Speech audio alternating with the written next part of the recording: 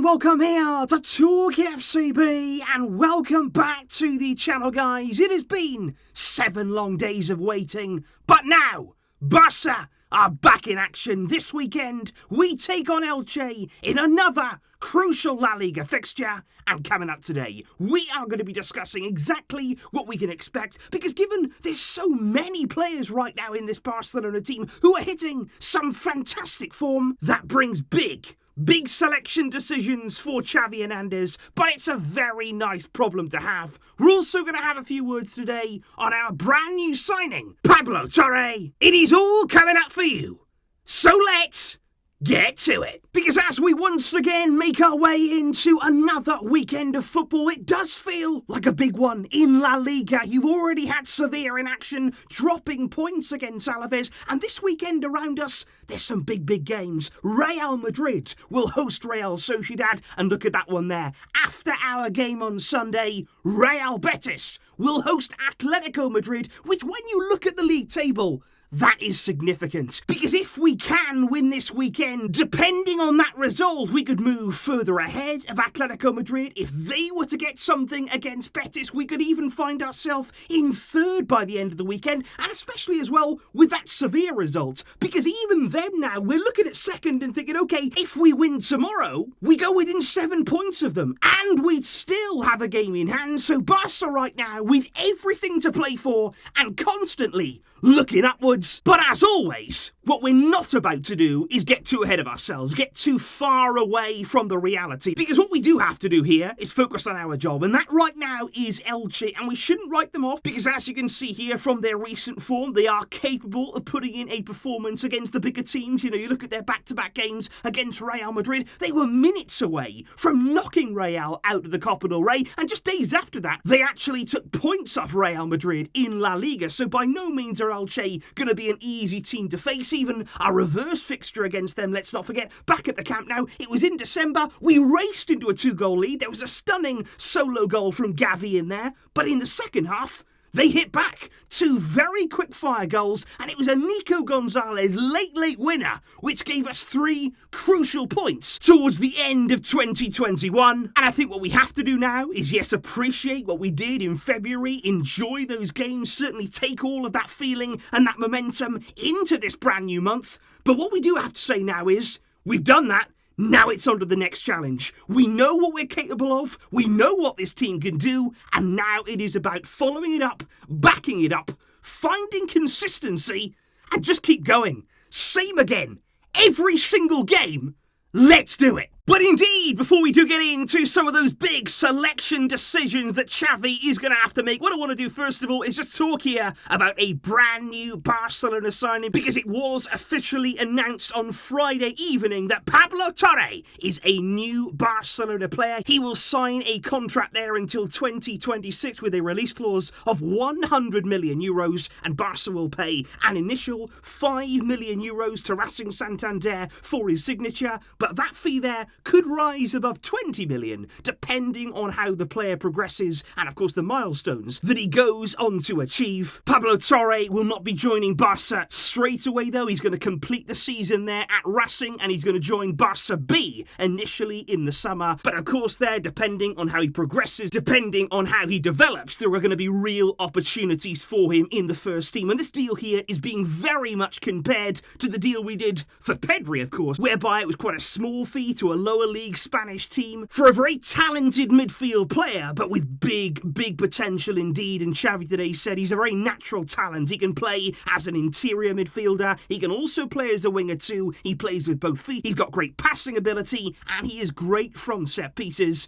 He is a signing for the present and for the future. And of course, we are going to be talking much more soon about this very talented young midfielder. But right now, what of course is our primary focus? It is all about Elche. And I think, like I say, Xavi does have some very big decisions coming into this game, given the fact that everybody just seems to be raising their level. Everybody seems to be proving their point. And of course, you can only select 11 players at a time. So the first big decision that Xavi is going to have to make this game is at right back. And it's a really tough call, I've got to say. Do you start in this game Serginho Dest or Dani Alves? And that is a really, really tough call, because on the one hand, you've got Dest, who's shown some brilliant form. He's been absolutely fantastic, much improved in recent weeks. So do you allow him there to continue that momentum, and especially ahead of Thursday's game, where he will start against Galatasaray? Or then, on the other hand, do you say, well, Dani Alves, he can't play on Thursday. He's not going to be involved in the Europa League, so do you start him here and then save Dest for Thursday's game? That is going to be the big question for Xavi. I think in midfield, again, there is a wealth of options there that Xavi has to choose from, in particular looking at that interior area. You've got Pedri, you've got Xavi. You're going to start those two together again, or is it going to be one or the other? And again, just bear in mind that Xavi is suspended for the game against Galatasaray on Thursday for that first leg. Could that play a part in what Xavi does in this game? And I would also mention, especially in a game like this, Riqui Puig. Xavi spoke especially today in his press conference. He said that he was so sad that he couldn't give Riqui some more minutes. He said the competition in midfield, it is so extreme right now. But I think if we're doing well in this game, if things are going nicely, if we've got the game under control, we could see Puig, I think, get some minutes in the second half if things are going well. But of course up front, in that attacking line, I think that is where, above everything else, the competition right now and the quality that we're seeing, it is absolutely unbelievable, and I'm loving it. I'm loving the fact that we have so many exciting options, and especially there, you're looking at the wide areas, because I think here these three players, Ferran Torres, Ousmane Dembele and Adama Traore, you've got to narrow those down to just two of them. Only two of those players are probably going to start in this game, with Aubameyang securing his spot in the centre. And of course, you'd look at that and say that Dembele is the man who came on against Athletic really in form, showing all of that quality, and Adama Traore has been really impressive too. Now look, I can understand criticism going the way of Ferran Torres in front of goal. He's not been firing. Of course, we're still waiting and still hoping that that clinical touch is going to arrive in time, but I would also point as well to Xavi's words on Ferran, because it's not always just about the numbers, just about the stats there, because Xavi said himself that Ferran is a player who can and will score goals. But football is not only about scoring. It's also about creating space, pressing, reaching the box, being supportive in defence. He said Ferran contributes all of that to my team, and he will start scoring too. So again, I wouldn't be surprised if Ferran was involved, because Xavi really does rate him highly. He does rate all of the different things that maybe doesn't always stand out and doesn't always grab the headlines, but Ferran is certainly going to be a player in Xavi's team. And I think given what we've seen Xavi do and what we're seeing him do with this team, what we have to do right now is very much put trust in his judgment, which is why, when you are looking at the possible lineup, and this is the team that I believe Xavi will opt with against Elche. In goal, Marc-Andre ter Stegen. At left back, Jordi Alba there is going to return after he was suspended, of course, against Athletic. And I think at centre back, there's no real reason here to change anything. Araujo and Piqué have been so good there as a partnership, really solid, and I wouldn't change anything in that department. And then I think at right back, probably he will lean towards Dani Alves. Now, I wouldn't be surprised if as the game goes on, Dest comes off the bench and gets a few minutes there before that game on Thursday, but I just think here, given that Alves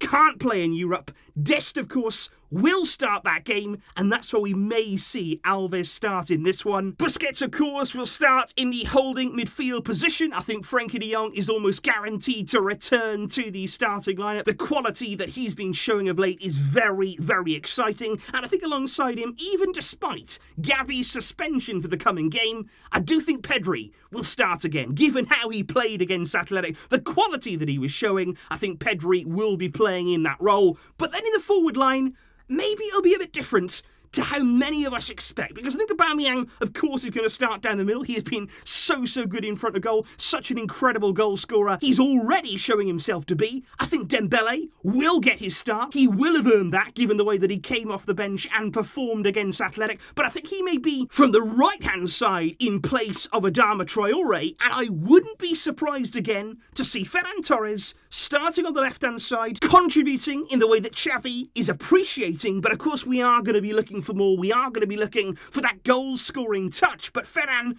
could certainly start, and of course he and Dembele are also perfectly capable of switching wings as well. You could have Ferran from the right and Dembele from the left, which would be a bit of added uncertainty, which could work in our favour. But if it wasn't Ferran, I think it would be Xavi in that area, which again, depending then on how things are going in the game, how it progresses and opens up, you can have the likes of Memphis Depay, Luke de Jong, or indeed Adama Traore coming off the bench. The options right now are incredible. And of course, predictions. That is, of course, where we go next, because Barca fans right now, we can take anyone on. We can believe that this team is going to succeed in any game they come up against right now. And as you can see, overwhelmingly in favour of a 3+ goals win. And I just wonder here, if we continue this form, if we keep up the kind of goal scoring that we've seen, I may just have to reintroduce a 4+ goals option, but let's wait and see if we can continue this. In terms of the channel members' predictions, there's also plenty opting for 3-0, a 2-0, a couple of 4-1s, and also the possibility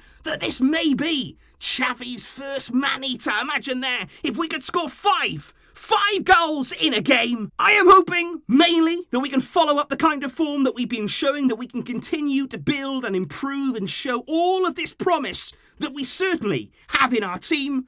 I am going to go for a Barca win by 3 goals on the day. Elche 0, Barca 3. Could we wrap up back-to-back clean sheets? Let's hope we can, and let's continue exactly where we left off. Please, guys, do leave all of your predictions and all of your expectations ahead of this game. What do you believe that Xavi will do in that starting lineup? And especially when you are looking at some of those key decisions that he will need to make. Please do let me know all of those thoughts in the comments down below. I will, of course, see you soon, where there's plenty more to come.